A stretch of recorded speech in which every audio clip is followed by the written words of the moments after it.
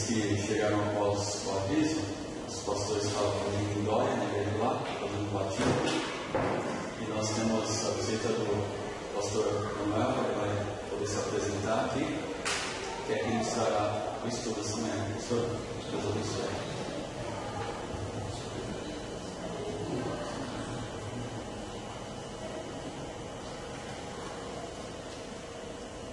Bom dia, irmãos. Bom dia. Prazer retornar aqui mais uma vez. Já estive aqui uma noite com os irmãos. Não sei se todos que estão aqui estavam naquela noite. Eu e a Magali estivemos aqui. Eu saí de casa às 7h30, achei que vindo por Indória seria mais rápido. Eu acabei de chegar aqui 9 horas. Pegando o meu relógio, faltava 1 minuto para as 9. Então eu não cheguei atrasado. Mas também não cheguei adiantado. Isso os irmãos perdoem por isso. Nós estamos no projeto ainda da nossa faculdade e da nossa convenção. Hoje eu estou com a convenção, acho que já falei um pouco para os irmãos naquela noite que nós estávamos aqui. A convenção do Estado de São Paulo, ela tem hoje 12 coordenadores das macro-regiões. Em cada uma dessas macro-regiões é uma cidade pobre. O coordenador tem aí uma atividade de visitar as igrejas, pastores e fazendo este elo, aproximando ainda mais a convenção do Estado de São Paulo com as igrejas que compõem a convenção do Estado de São Paulo. Hoje nós somos um total de 1.159 igrejas no Estado de São Paulo. A nossa macro-região, que é a região de Campinas, que abrange aqui no meio, tem mais de 191 igrejas. Então são 191 igrejas que eu e a Maria estamos nos finais de semana visitando e compartilhando dos cultos. Mas a minha atividade maior é com a Faculdade Teológica. Eu sou professor de tempo integral na Faculdade Teológica e tenho como coordenação 3 pós-graduações. Eu coordeno 3 pós-graduações na nossa faculdade. Uma em aconselhamento bíblico, outra em exposição bíblica e missiologia. Se quiserem saber um pouco mais sobre isso, eu estou à disposição, ou se quiser entrar no site da faculdade, lá também tem todas as informações. Eu trouxe um material aqui do jornal Comunhão, depois podem pegar esse jornal Comunhão. Eu tenho quanto tempo? Até que hora? São 9h15, até 10 horas? 15, 10, 20. Pode. A evidência que o pastor Charles, o pastor, foi de falar hoje sobre família. Acho que é a abordagem que vocês estão tendo e me deixou muito à vontade naquilo que a gente poderia apresentar.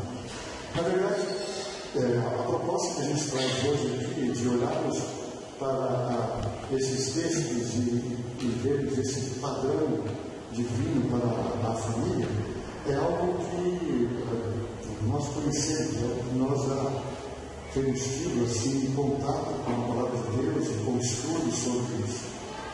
Apenas a gente quer reforçar isso pelo fato de que hoje, mais do que nunca, esse padrão ele tem sido negligenciado em alguns momentos, não digo só por uma sociedade que é uma sociedade relativista, mas a própria comunidade onde nós estamos inseridos não tem refletido sobre o padrão que Deus estabeleceu. Na verdade, quando Deus estabelece esse padrão, Ele estabelece esse padrão como o melhor que Ele traz para as relações da família, no sentido das relações conjugais, as relações entre pais e filhos. É aquilo que preserva o nosso relacionamento. Só para os irmãos terem uma ideia, esse dado é atual. Hoje, nós temos no nosso país 50% do total dos casamentos terminando em divórcio. E a tendência é esse número aumentar cada vez mais.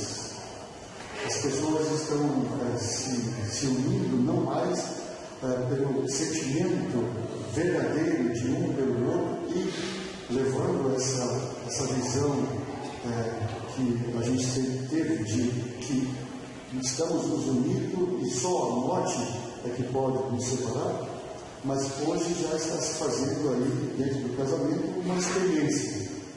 Se estiver dando certo, nós continuamos. Se não, a gente para e cada um vai para o seu canto. Agora, essa questão que nós estamos aqui abordando com os irmãos é uma questão pela qual nós devemos refletir de uma maneira muito forte. A televisão hoje ela tem sido o meio que essa sociedade tem usado para trazer uma outra proposta de família, se é que nós podemos chamar a proposta que nos traz de família. Porque todos aqui sabem, nessa sociedade relativista, o homem é colocado no centro novamente. Então é uma sociedade relativista, ela individualiza. Então o que é mais importante dentro da sociedade é o que você está sentindo e não o que o outro está sentindo. É mais importante aquilo que o outro pode te oferecer e não o que você quer oferecer ao outro. Então as nossas relações hoje elas são descartáveis. Ela tem começo e já tem para terminar. Né? Não se aprofundam. São relações dentro de uma esfera superficial. A gente tem, infelizmente, observado isso. E, infelizmente, isso tem sido também trazido para dentro do nosso contexto, aonde nós, por esse sentimento individualista, esse sentimento individualizado, nós vamos aonde nos sentimos melhor, e não aonde podemos oferecer algo. Essa é a diferença, entende? Quando nós estudamos os Evangelhos, o Senhor Jesus Cristo, em determinado momento, ele disse para os discípulos que ele veio exatamente para servir, não para ser servido. Ele veio para uma relação de troca, uma relação em que ele começa a relacionar-se com a pessoa no sentido de oferecer a essa pessoa aquilo que ele pode trazer como crescimento e desenvolvimento daquela pessoa e da própria relação. E a figura que Paulo traz para nós da relação de igreja com Cristo é esse casamento, né? A relação do homem com uma mulher, esse sentimento do homem com uma mulher. Então, quando faço essa introdução dentro desse contexto, eu estou no sentido de trazer aos irmãos essa reflexão, de olharmos o padrão divino para a família e pensarmos o seguinte, né? É até que a morte o separa. Esse é o padrão que é estabelecido, né?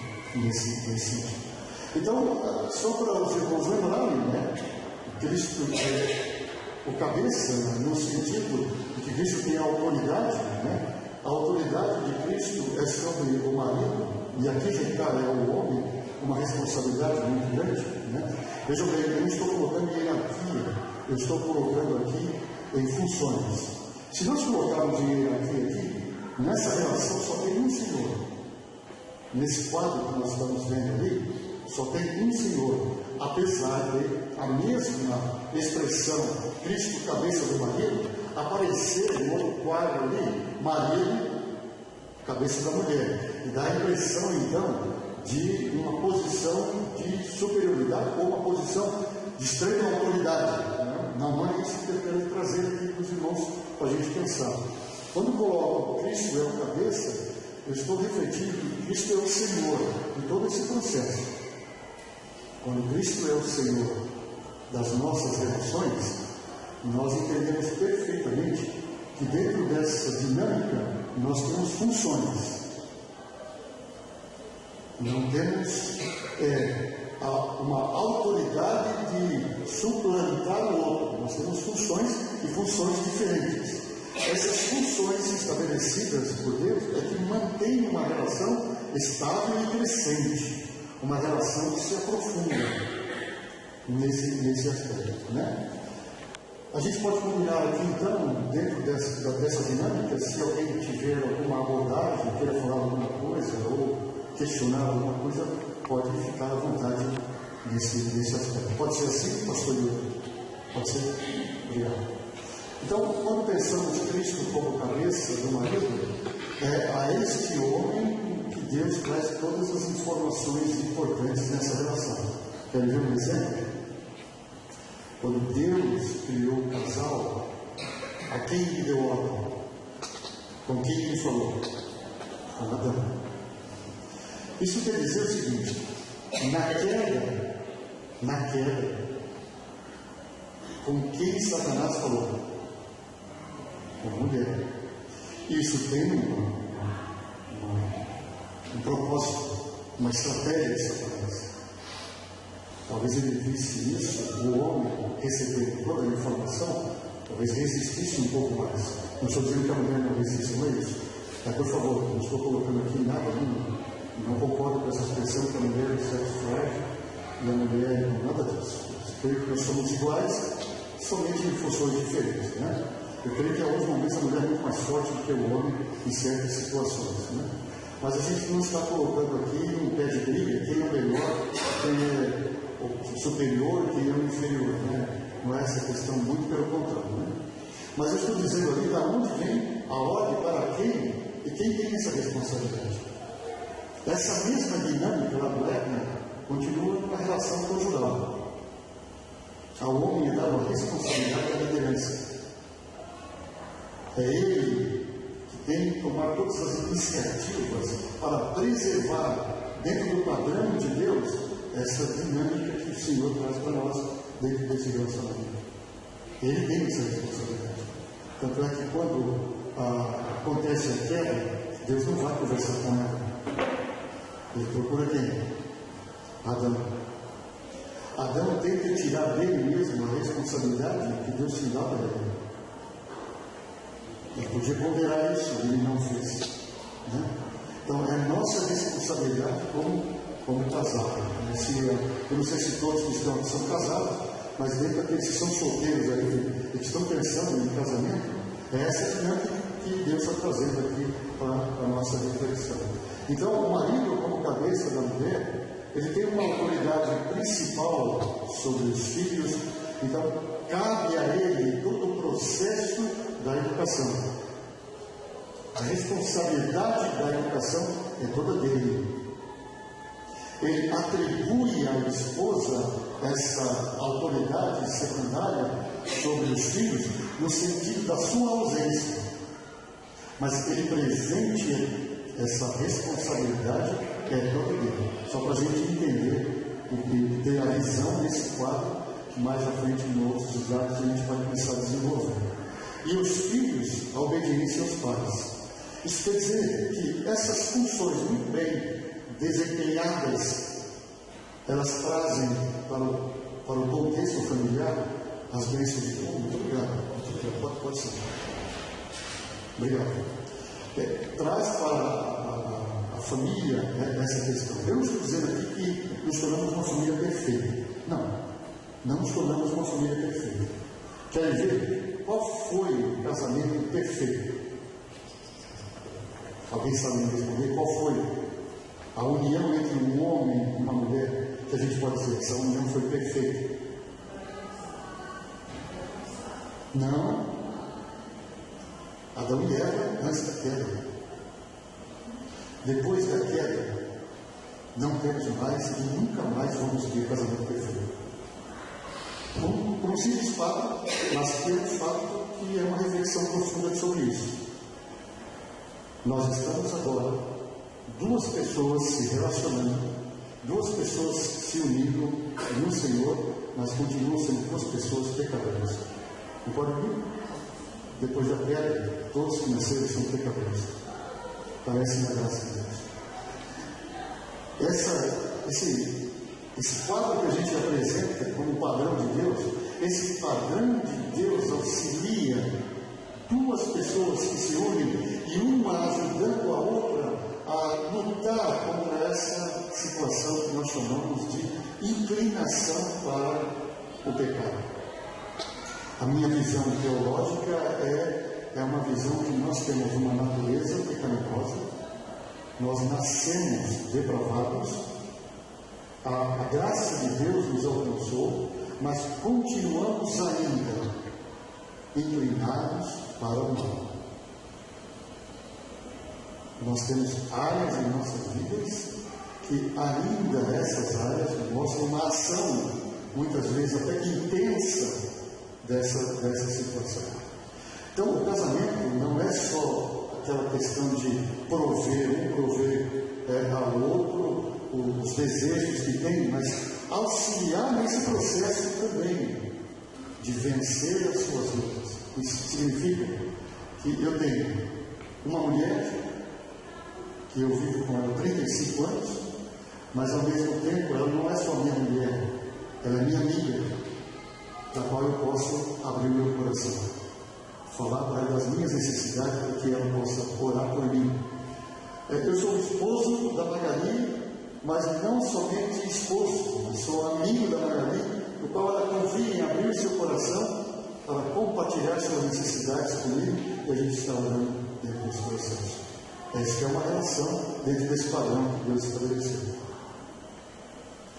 Alguém aqui tem dificuldade em abrir o coração diante do Senhor Jesus Cristo? Você tem dificuldade de abrir o seu coração? Primeiro porque o Senhor conhece já o que se passa conosco.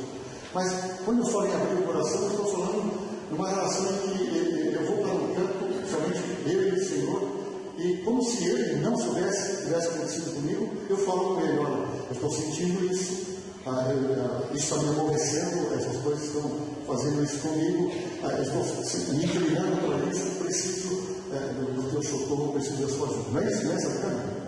Mas nem sempre temos essa facilidade com pessoas que estão ao nosso redor. Concorda com isso? Nem sempre. Nós deveríamos ter do nosso lado, dentro da nossa casa, essa liberdade de fazer. Porque depois de tantos anos com uma pessoa, eu não confio ainda nela para abrir o meu coração, essa relação não está ainda muito bem ajustada. Concorda? Ou não?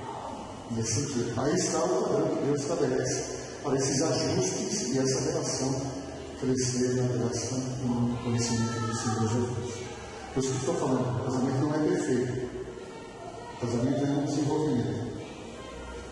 Alguém me perguntou uma vez na sala de aula se eu acreditava em amor à primeira vista. E eu disse que eu nunca acreditei em amor à primeira vista. Eu acredito em paixão, que é o início de uma relação. Uma moça está apaixonada por um rapaz, o rapaz está apaixonado por ela. Né? E essa paixão faz com que ele almoce pensando nela, durma pensando nela, trabalhe pensando nela, ele tome banho pensando nela, ele faz tudo pensando nessa moça. E o inverso também. O rapaz está sentado no escritório lá, olhando para o computador, um monte de planilhas ali, e ele vai embora. Viaja pensando nela, isso é paixão. Só que a paixão, ela é uma coisa que vem com uma força intensa e ela vai diminuindo. Ela vai diminuindo até o ponto de que, se aquela relação que começou com uma paixão, ela não se transforme numa relação de amor, e eu vou dizer por que estou pensando nisso, essa relação vai terminar. Quando estou apaixonado por alguém, eu estou apaixonado por alguém porque aquela pessoa mexeu comigo. Eu olhei nela, ela tem uma beleza física, ela é atraente, ela é alguém que mexeu com o meu coração. O amor é diferente. O amor vai além disso. O amor é no sentido de que agora essa pessoa na paixão me oferece alguma coisa. O amor, eu oferecendo alguma coisa para essa pessoa. Querem ver? Por favor, abram no texto de 1 Coríntios, capítulo 7.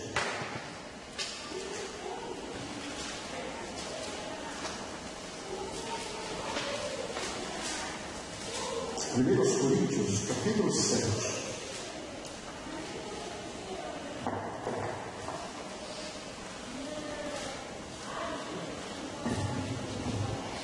Paulo está escrevendo aqui, dando respostas a algumas perguntas que essa igreja estava fazendo sobre casamento.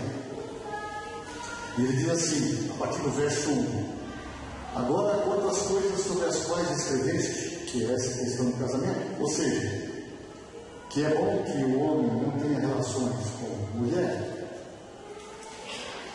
por causa da imoralidade, cada homem tenha a sua mulher e cada mulher o seu marido.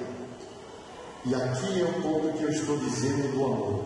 O marido cumpre a sua responsabilidade conjugal para com sua mulher, do mesmo modo a mulher para com o marido. A mulher não tem autoridade sobre o próprio corpo, mas sim o marido. Também da mesma forma, o marido não tem autoridade sobre o próprio corpo, mas sim a mulher. Não vos neguei um ao outro, a não ser como um acordo por algum tempo, a fim de vos consagrares à oração. Depois unir-vos de novo para que Satanás não vos tente por causa da vossa falta de controle. Todavia digo isso como conceição, não como mandamento. Veja, Paulo, aí fica a critério seu, a teologia que você pensa, da maneira como você pensa. Aquele dia que Paulo nunca casou. Aquele dia que Paulo, quando escreve isso, ele era viúvo. Então, seja lá o que for, Paulo, quando fala do casamento, ele fala do casamento como essa união, e mostrando essa união da igreja com Cristo, em que um se dá pelo outro. E aqui, nessa expressão que nós usamos, ele está especificamente falando da relação sexual, especificamente sobre isso. E é esse aspecto que eu quero abordar com os irmãos, mostrando dentro desse padrão de Deus alguns pontos dentro desse padrão que ele nos traz. O primeiro padrão que deve ser refletido é com respeito à relação sexual do casal. Eu, por 27 anos, eu fui pastor de igreja local. O meu ministério sempre foi um ministério voltado para o aconselhamento. Então, todo o meu tempo, a gente tem trabalhado com essa expressão. A relação de um casal, quando vem nos procurar, as questões mais sérias que eles estão muitas vezes enfrentando, exatamente nessa área. Se faz um rodeio muito grande para chegar na causa que muitas vezes está desenvolvendo isso. Como nós vivemos um tempo, pelo menos na minha época, eu acho que os irmãos aqui que têm mais ou menos a minha idade, que conviveram com isso, sabe que era um tabu incrível se falar sobre sexo dentro das igrejas. Tanto é que a nossa grade de ensino, a nossa convenção, há muitos anos atrás, nunca abordava esse assunto. Nunca trazia um assunto prático para se desenvolver com casais sobre isso. Se deixava no ar isso. Mas é interessante que a questão do sexo é uma questão que está dentro da própria Escritura, o Senhor mostrando essa dinâmica e essa relação muito especial entre um marido e uma mulher, abençoando essa relação, abençoando isso, mostrando que é do agrado do Senhor que o homem cuide do corpo da mulher e que é do agrado do Senhor que a mulher cuide do corpo do homem. Agora, por favor, entenda o que eu vou dizer. Né? Pastor Yuri está gravando isso aí, né? Vai ficar tudo gravado. Né? Depois o pastor vai ouvir isso aqui. Né? Não sei como é que ele vai entender o que eu vou dizer agora. Mas eu sou uma pessoa muito aberta dentro dessa questão.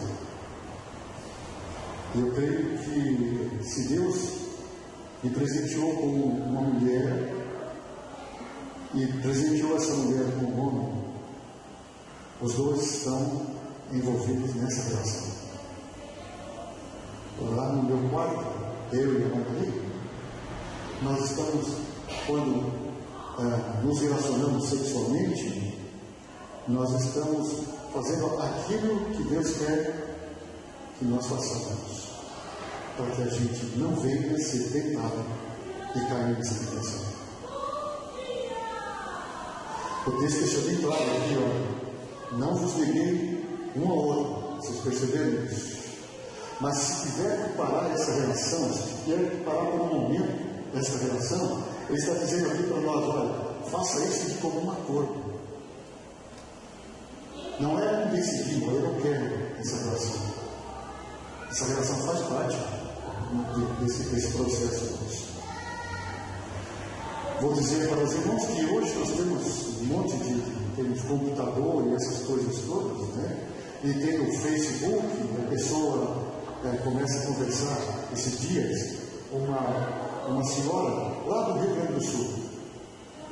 Ela teve meu contato, porque eu pastoreei lá, ela teve meu contato e ela me adicionou e dizendo que ela conhecia fulano de tal, essa pessoa muito amiga minha, e eu aceitei o pedido dela, e ela começou a conversar comigo sobre problemas que ela tem. Ela disse: eu sei que o senhor é conselheiro, nós estamos muito distantes, e ela começou a conversar sobre dificuldades que ela tinha, questão de depressão, alguma coisa. Ela foi indo, mas em determinado momento ela chegou onde ela queria chegar.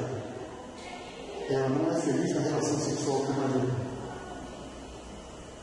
E ao perguntar por que ela estava dizendo aquilo, ela disse que meu marido não quer fazer sexo comigo. E ela disse: meu marido não gosta de fazer sexo. Eu não sei se ele não gosta de fazer sexo, ou se ele não gosta de fazer sexo com a sua esposa. É diferente isso. Ou seja, uma coisa anormal, desculpe a expressão, anormal, dizer que um homem não quer fazer sexo. É uma área que nós somos profundamente atraídos. Então, essa relação que Deus traz para nós é uma relação que auxilia um ao outro, a mulher auxiliando o homem nos seus desejos, nas suas necessidades, e o homem auxiliando a mulher nos seus desejos e nas suas necessidades. Por quê? Porque Deus criou o sexo e dá instruções em sua palavra sobre essa relação. É só ler o livro de Cantares, a gente vê uma relação muito bonita nesse aspecto. O Janiquim, quem já ouviu falar do Janiquim? O Janiquim escreve muito, ele fala muito sobre isso, escreve sobre casadas, e ele diz até essa preparação de uma relação saudável, né? E até ele faz um simbolismo muito interessante, quando ele diz que o homem é como um fogão a gás. Você clicou ali, acendeu e está quente. A mulher é como um fogão a lenha, né? Ela vai dentro de um aquecimento bem lento, mas ela vai aquecendo e chega no auge dela. Só que o homem com o fogão a gás, ele pega fogo rapidamente e desliga rapidamente. Agora me diz uma coisa, e eu estou falando bem aberto aqui com os irmãos, dentro desse processo. Como a gente vai poder ter uma relação relação de troca, em que eu, que sou fogão a gás, vou satisfazer a minha esposa, que é um fogão a lenha? Aí está uma relação de conhecimento, uma relação de diálogo, uma relação que se aprofunda. É bem diferente do mundo que oferece fora a relação sexual como uma relação de puro prazer. Não é puro prazer, não é só por prazer. O que Deus apresenta ali é cuidado, é zelar. Eu não sei como você está acompanhando o que eu estou lhe dizendo, não sei como você está recebendo o que eu estou lhe dizendo, mas se você não recebe o que eu estou lhe dizendo como algo, porque esse pastor veio nessa manhã falar exatamente sobre esse assunto aqui, eu estou dizendo que você ouve esse assunto na televisão. E você ouve duas mulheres de idade, não tem nada, não é preconceito nem nada, mas você vê duas mulheres de idade mostrando o seguinte: ó, nós podemos nos beijar aqui e mostrar uma relação sexual diferente. É ou não é? E nós ficamos tão desesperados com isso e vamos lá no Face dizendo: não assistam a Babilônicos, ou assistir a novela anterior. E qual é a diferença? Qual é a diferença? A grande diferença está em que nós vamos selecionando coisas nas Escrituras das quais eu fico confortáveis. Eu fico confortável. Eu me sinto bem.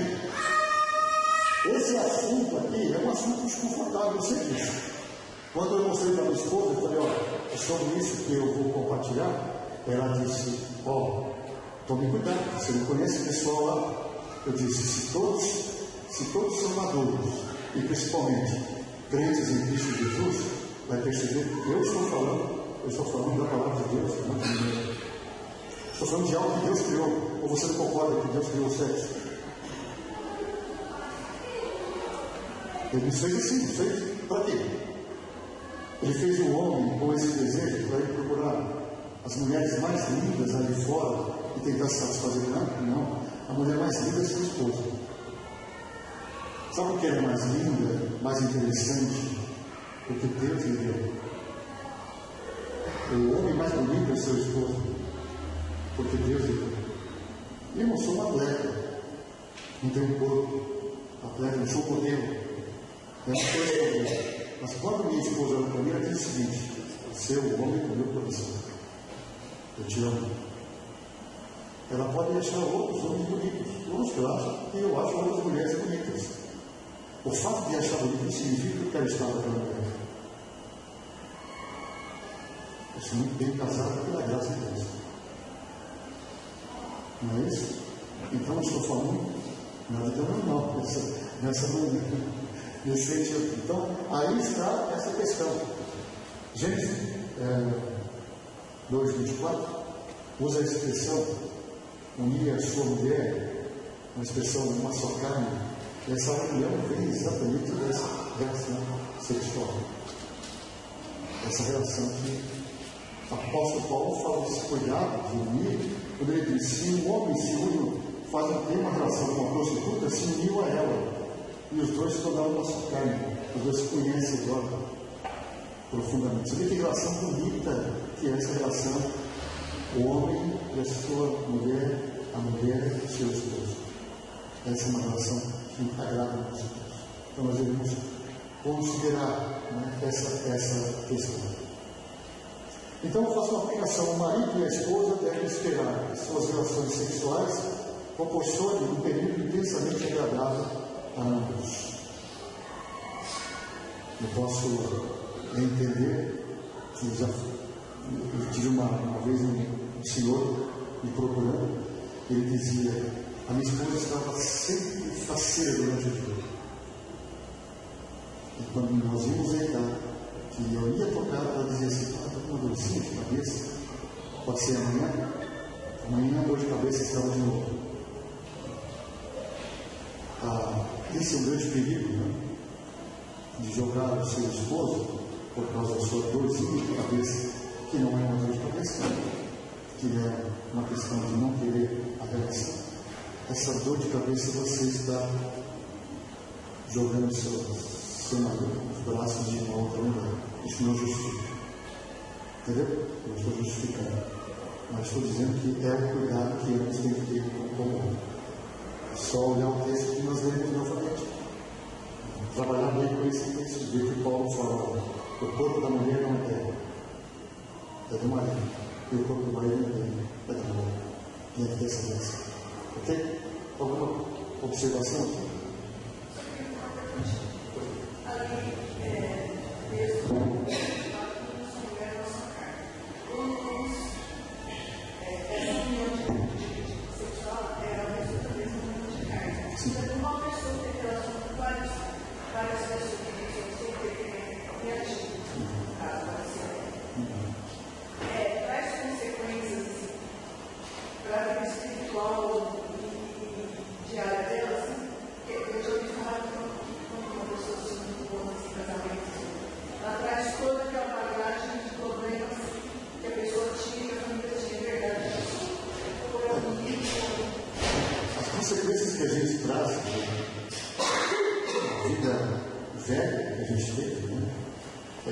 Consequência que isso está sempre vivo. Por exemplo, na minha juventude, eu me envolvi muito com pornografia.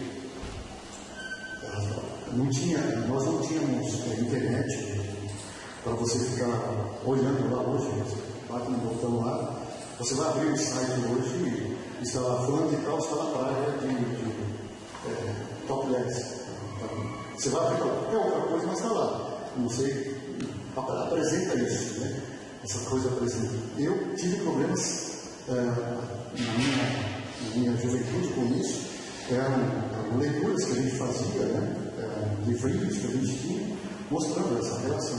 E aquilo vai envolvendo. Acontece que a pornografia esse envolvimento do sexo ilícito, né, ele não só traz um prazer diferente, né, aquilo que é proibido, parece que ele mais aguça mais, como ele cria em você a necessidade de você continuar fazendo. Então, quando você recebe a graça de Cristo e está dentro do seu casamento, você é muito tentado a isso.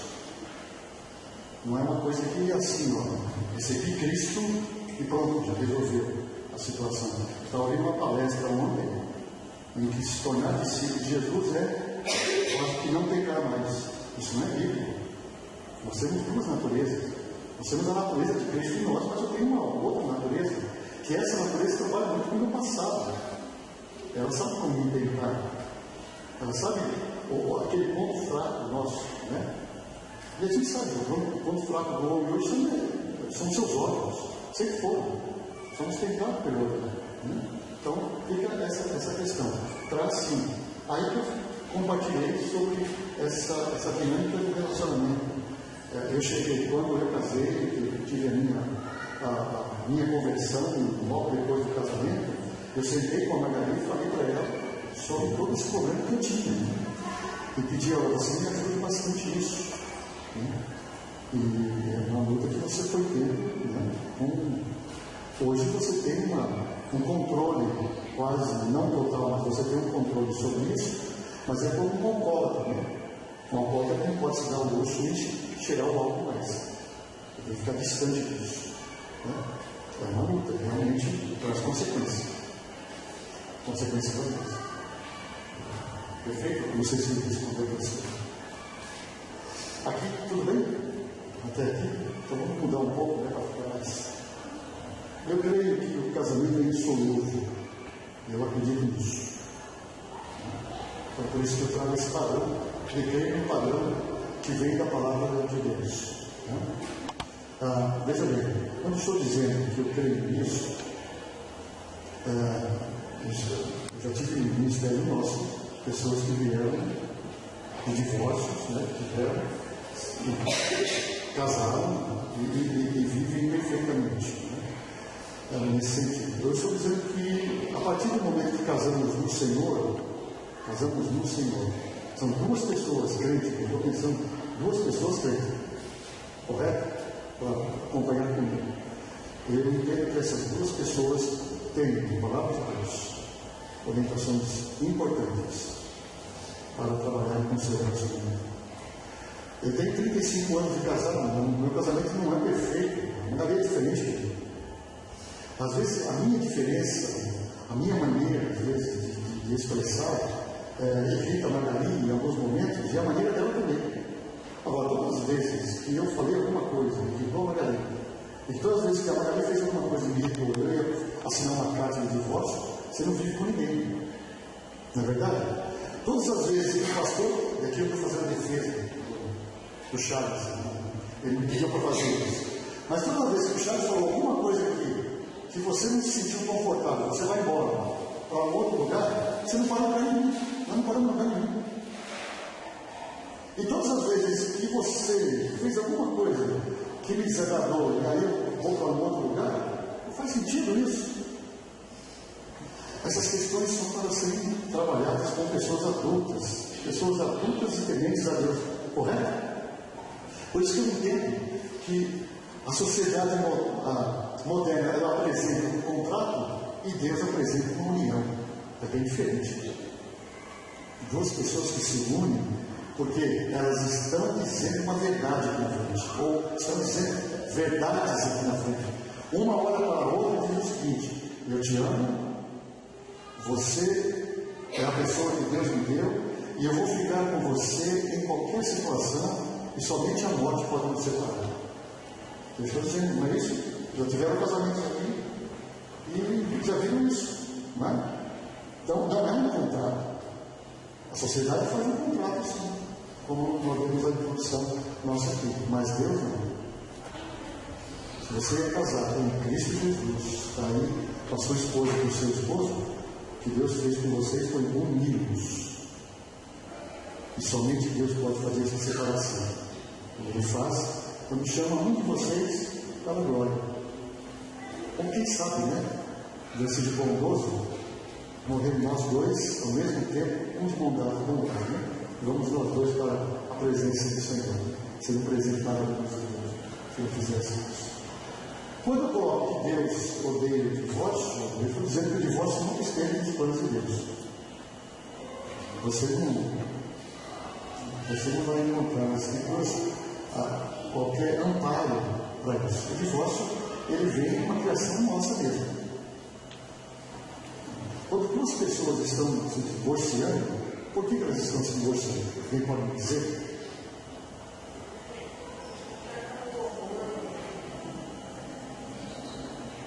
O que mais seria? Essa seria a desculpa, né? Pode ser. Pode ser, mas o que seria então? Você é um bom corintiano? Não, é náutico. Náutico.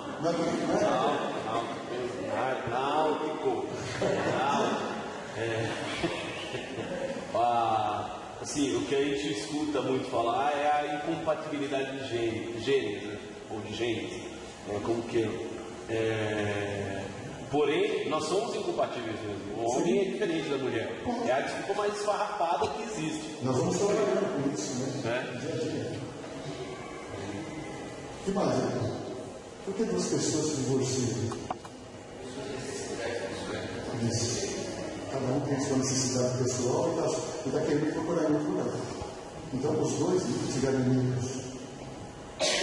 Eles estavam se relacionando e eu olhei para aquela mulher, ela não é mais a mesma. Não é mais interessante. Olhei para aquele homem, quando eu casei com você é cabeludo, né? Cabelinho, né? Tinha muito cabelo, bonitão, né? Hoje, você não tem mais cabelo, não é mais interessante. Eu não estou dizendo uma coisa que é uma aberração, não. Isso acontece. Isso acontece todos os dias. Isso está acontecendo, irmão. Porque o índice de divórcio está crescendo exatamente por essas questões. A relação é muito mais individualizada. Você também ofereceu alguma coisa. Está vendo? Os filhos nossos. Ele pede uma coisa, você dá. Ele diz para você assim: você é o pai mais maravilhoso do mundo, não é isso? Aí quando ele vem pedir uma coisa, você fala assim: não vou lhe dar. O que ele disse? Eu odeio você. Eu não odeio, posso falar. Você é um pai ruim. Os pais das minhas amigas não fazem isso que você faz, né? Não é isso? Então, essa relação que a gente vai tendo, a gente vai mostrando aos nossos filhos. A relação não é essa. Não é relação só para você. Não é só você que insiste nesse mundo. As coisas não têm que girar em torno de você. As coisas não têm que girar em torno de nós. Quem está no centro de uma vida cristã, quem está no centro, quem está no trono, onde tudo está girando em torno dele, é o Senhor Jesus Cristo. Nós estamos ao redor, usufruindo daquilo que o Senhor nos oferece como bênção, como dádiva, como presente que Ele nos dá. Então, quando eu penso assim, eu olho para minha esposa, com todas as diferenças que ela tem, e vejo alguém que Deus me presenteou, para que eu tenha a oportunidade de ser uma bênção na vida dela. Não é isso que a gente fala da cristã? Nós não falamos isso aqui na igreja. A igreja tem que ser uma bênção para lá de fora. Mas nós temos que ser uma bênção para de dentro também. Não é só para de fora. Nós temos que ser uma bênção aqui, uma bênção aqui dentro, uma bênção dentro de casa. E que nos damos um pelo outro. Eu fico pensando na minha esposa, nós somos 3 homens adultos dentro de casa. Ela, minha esposa e mais uma filha de 22 anos. A Margarida tem que preparar a refeição pensando em 4 pessoas que gostam disso aqui e não gostam disso aqui. Que comem isso aqui e não comem isso aqui. E eu olho para ela quando eu chego para almoçar e descer, é a heroína.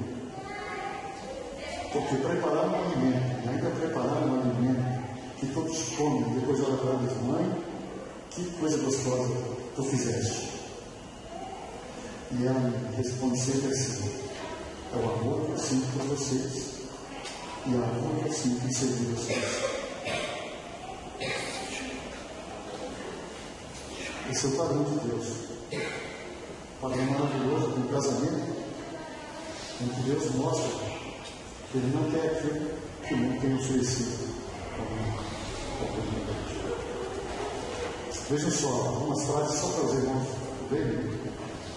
Uma péssima reconciliação é preferível a um bom divórcio. Por quê? Eu nunca classifiquei o divórcio como algo bom. São casados, né? Seus filhos. E a filha. Quer ver uma coisa? Se vocês se separarem, por favor, mas se vocês se separarem, os filhos acabam ficando divididos. Você vai para um outro lugar, talvez com outra mulher, a senhora talvez com outro homem. Né? Mas sabe quem sai mais machucado em tudo isso? São os filhos. Se perguntar para eles se eles querem separação, eles não querem. Aquela besteira que a revista Veja trouxe, mostrando uma criança dizendo que queria que os pais dele, essa revista, não falou sobre divórcio, a revista Veja trouxe uma reportagem mostrando uma criança pedindo para os pais se divorciarem, porque todos os seus amigos tinham os pais divorciados e ela queria ter também. Ela deveria perguntar como que os filhos se sentem. Eles não querem. Por mais que eles vão se adequando, porque eles não querem trazer mais infelicidade para o casal, mas eles não querem se sentir mal com isso. Divórcio nunca foi esse algo bonito ou bom que a gente possa ter. Né? Então, aí está dentro dessa expressão. E, terminando aqui, faltam 2 minutos para as 10, até 10h05. O terceiro padrão, que é a consideração mútua. A consideração mútua é a compreensão correta da posição em que Deus colocou a ambos. A consideração mútua e a compreensão correta da posição em que Deus colocou a ambos são exigências principais para a felicidade do casamento. Então eu tenho que saber a minha função dentro da minha casa, mas eu não posso só saber essa função. Há uma exigência que essa função ela seja desenvolvida em prol da família. Quando Paulo fala da igreja como um corpo, ele usa essa figura aqui, né? Um corpo nosso. Ele diz que o nosso corpo ele é uma unidade que é formada em vários membros, e mostrando que todos os membros têm a sua importância para essa unidade ser preservada e essa unidade ser preservada de uma forma saudável, correto? Aí uma vez eu estava pregando sobre isso e fiz uma pergunta. Se você tivesse que escolher uma parte do seu corpo para simbolizar você, ou para mostrar você como personalidade, o que você escolheria? E alguns escolheram o cabelo, achavam o cabelo mais bonito, outros escolheram os olhos, achavam os olhos mais bonitos. E assim foram várias pessoas escrevendo sobre isso. Eu disse, você escolheria o indicinho grosso para mostrar você? Não. Ninguém. Essa é uma pergunta garbosa, que ninguém quer. Mas tire o intestino grosso do seu corpo. Tira ele fora. Ele não funciona mais. O que acontece com você? Você morre. Aquilo que para nós parece assim, na verdade, se pudesse tirar, né? A gente nunca vai olhar e falar, olha, eu sou parecido com o intestino grosso. Isso seria horrível. Engraçado isso, mas tem uma função. O que eu estou dizendo? As funções são importantes para preservar a unidade chamada família que Deus instituiu. Essa é a exigência, esse é o ponto principal. Então, essa consideração mútua, um considerando o outro, sentindo o outro, né? O valor que o outro tem para você, não só por aquilo que ele oferece, mas como pessoa. Nós somos valorizados por Cristo, não por aquilo que podemos oferecer para Ele, porque não temos nada para oferecer para Cristo. Mas nós somos valorizados como pessoa. Querem ver um exemplo? O Senhor Jesus Cristo vem andando com aquela multidão atrás dele, ele está indo na direção de Jerusalém. Ele passa por Jericó, ele chega embaixo de uma árvore, em cima daquela árvore tem um homem. Tem um homem. Esse homem era considerado pela sociedade um corrupto. José Terceiro, os nomes que você possa dar aí, né? E outros nomes, né? você possa aparecer, mas considerado por essa sociedade e ninguém gostava desse lado. Então Jesus chega embaixo da água e olha para cima, automaticamente as pessoas estavam mais próximas de olhar e viram aquele homem. Algumas pessoas que estavam ali que não gostavam dele viram o publicano. E Jesus olhou e viu quem? Zaqueu.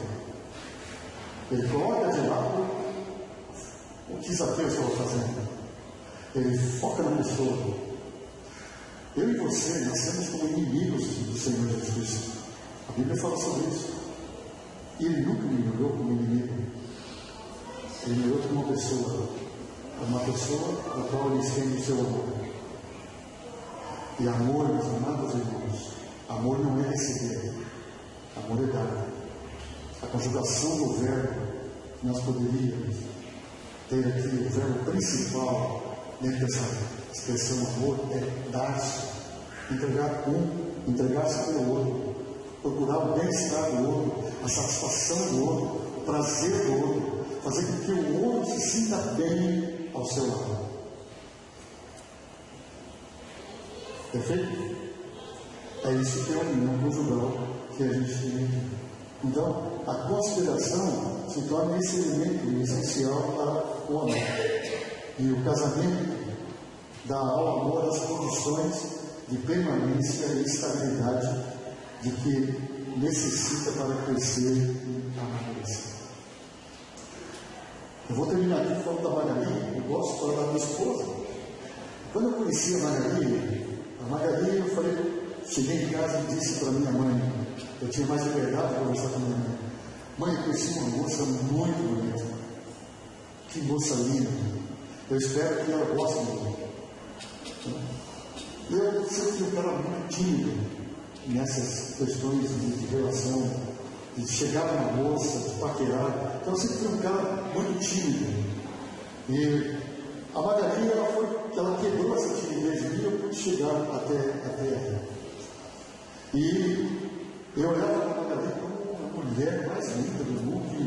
Ela era um troféu para mostrar para os meus amigos que eu estava andando com uma mulher muito bonita.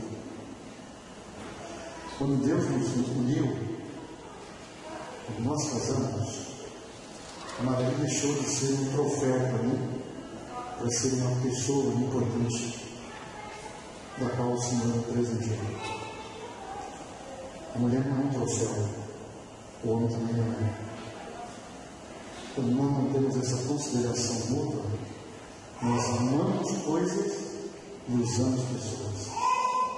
Mas quando temos esse conceito de pensar nisso que nós compartilhamos aqui, nós amamos pessoas e usamos coisas.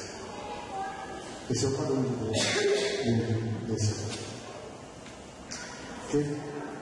Paro por aqui se tiver alguma pergunta. Eu estou ali 10 minutos me redimindo que eu cheguei aqui em cima da hora.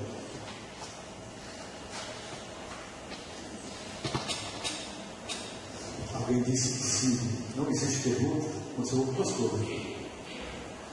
Ou você não entendeu nada, ou eu não falei nada interessante. Mas não, estou brincando.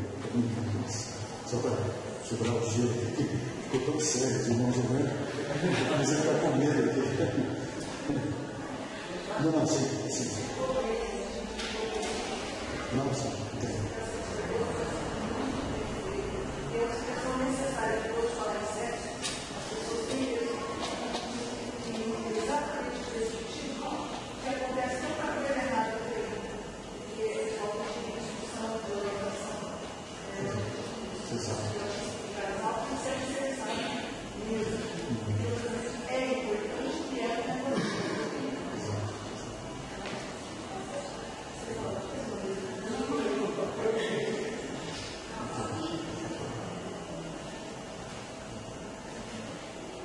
Muito obrigado pela sua atenção.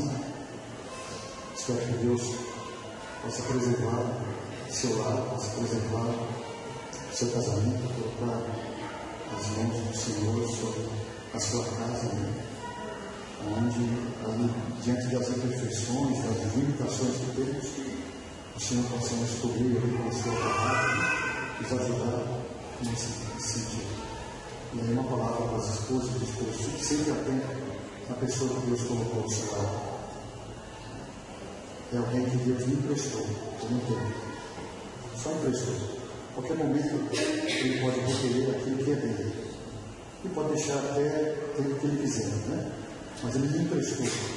Como empréstimo, ele diz o seguinte: tudo bem daquilo que eu estou me emprestando, porque é uma joia muito preciosa para mim, muito valiosa. Nesse sentido.